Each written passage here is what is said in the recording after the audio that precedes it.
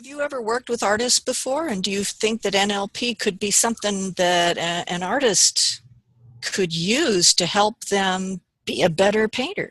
Well, 100%. I think, my typical clients I work with I work with a full range of different types of people. So ranging from law enforcement to teachers, Wow. educators, and children to teenagers, and uh, phobias and negative emotions and anxiety and creativity and innovation and, managers. And so you name it. And I've worked with a wide range Wow. of people.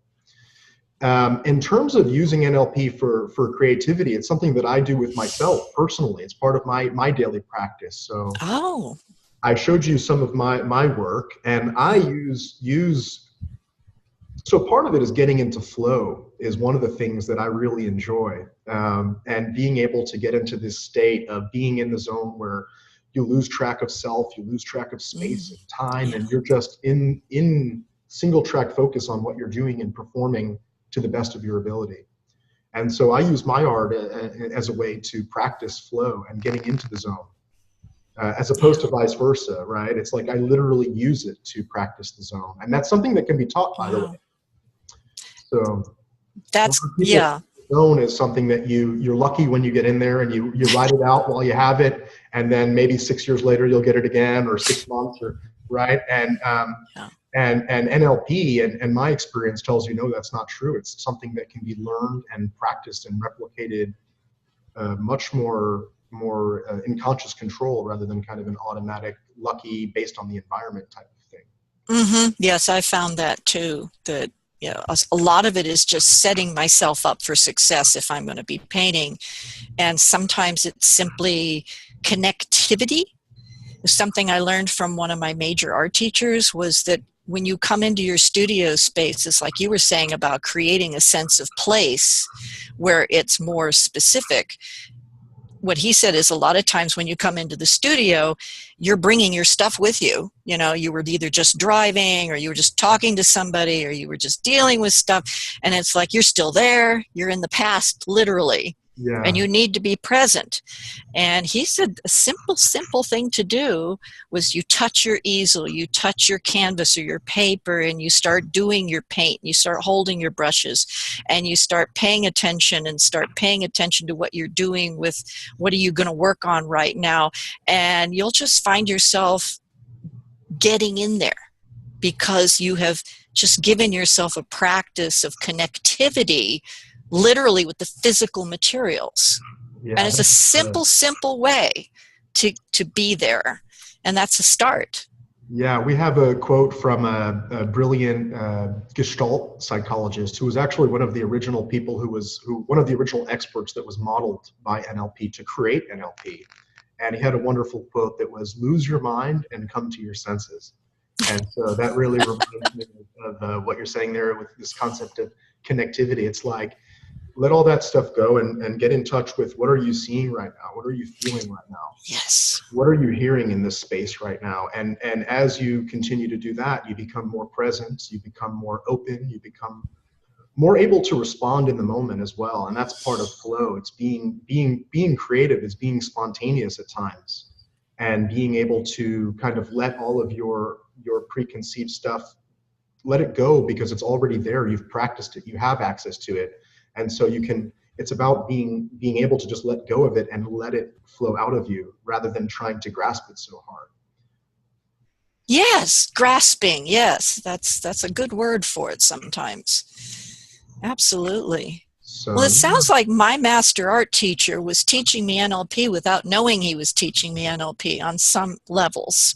yeah. And so I'm going to be studying it a little more. Yeah, definitely. And I look forward to having more conversations and collaborations like this one, where we can kind of explore these two realms and how they do overlap. Well, it's very important that in my teaching, and I've learned this from teaching for over 10 years, is the communication of seeing what they're doing and then helping get into their head before I make comments. And it became kind of a joke in class. Oh, she can't think of anything nice to say, but they were teasing me because they knew I was looking at it really carefully, and then I would ask them questions. And I didn't dive in with my opinions or anything. It was more about connecting with them. What's their purpose? What are they trying to do here? And seeing where it's working, where it's congruent with their purpose.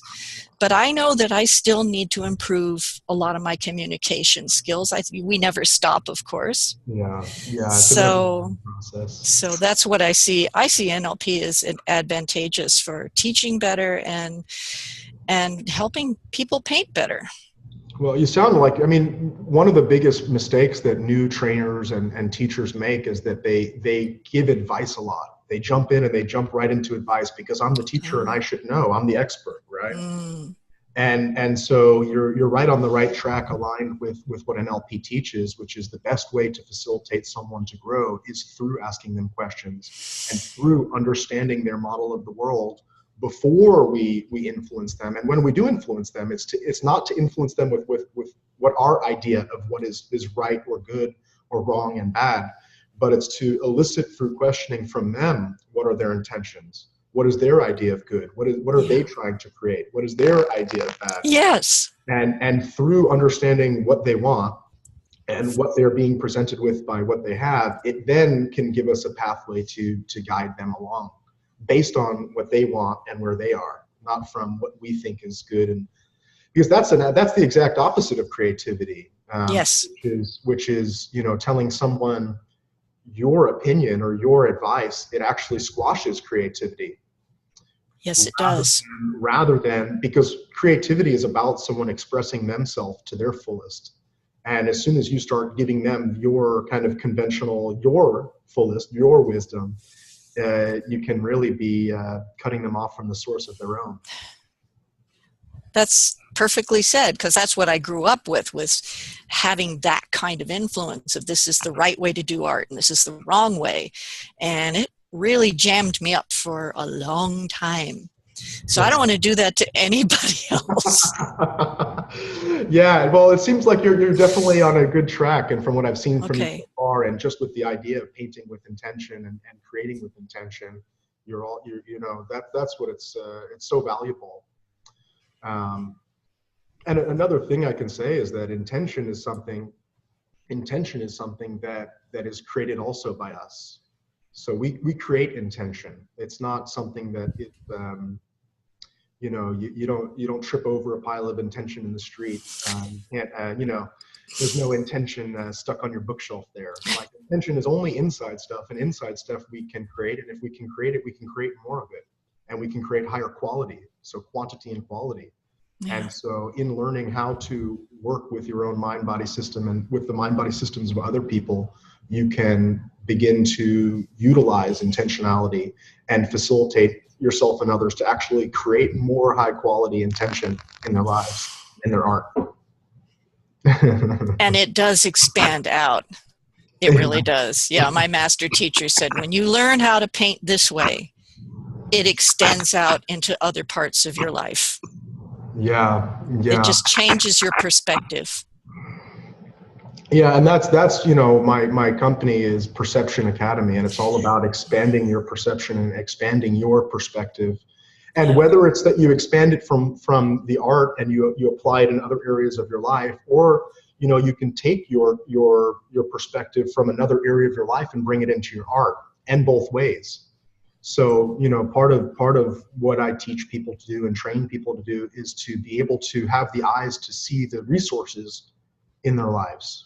Yeah. The positive experiences, the rich positivity and the rich resourcefulness of their personal history, all the people you've met, all of the, it's all in there. It's all in here somewhere. And a lot of it is just unconscious, just waiting to be opened up.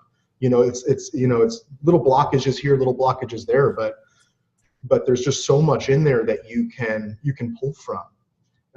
One of the things that happened, one of the things since I started learning NLP, I was never able to, I can't get bored again, because I can watch anything and see anything. And there's just so much richness in it if you have the eyes to see it. Like you said, with carrying around 11 canvases, I've got like these in my mind that there's just so much that can be pulled out of any tiny, short, little experience or scene that when you develop those eyes, it becomes very hard to get bored. Absolutely. Well, golly, Jason, I think this was wonderful. And we're getting down to the end of our time here, so let's sort of tie it up. And I'd like to be able to share your website with my people that are interested, and they can explore NLP if it appeals to them. And yeah, that would be wonderful. My website is perceptionacademy.com. mm-hmm. And on there, some of the things are going to be a bit jargony and advanced. Yeah. Mm-hmm. But there is going to be a lot of stuff in there where, I provide a lot of free material. So there's links to my YouTube channel and some articles mm-hmm. there, and stuff that if you kind of just browse around, I'm sure there'll be something that can tickle your fancy and kind of the creative juices flowing. And I'm also open to questions if anybody would like, if anybody ever wants to go deeper in a certain area like we're doing today in creativity or something, that I'm always open to facilitate people to become better and to have more flexibility. Okay. And my website is kimvictoria.com, and on there I have a free intentional painting planner that actually goes over some of the ideas that I touched on here, which is getting in touch with your deeper ideas, your dream state, as it were, before you start a painting. And how do you get in touch with that and have more success through that whole painting process? I look forward to downloading that one as soon as we get off here as well. So well, thank you. Well, thank you. I appreciate it. It's a great offer. Okay, well, this has been great, Jason. Thank you so much for having this dialogue with me. Yes, likewise. I look forward to the next one. Okay. Bye-bye. Bye.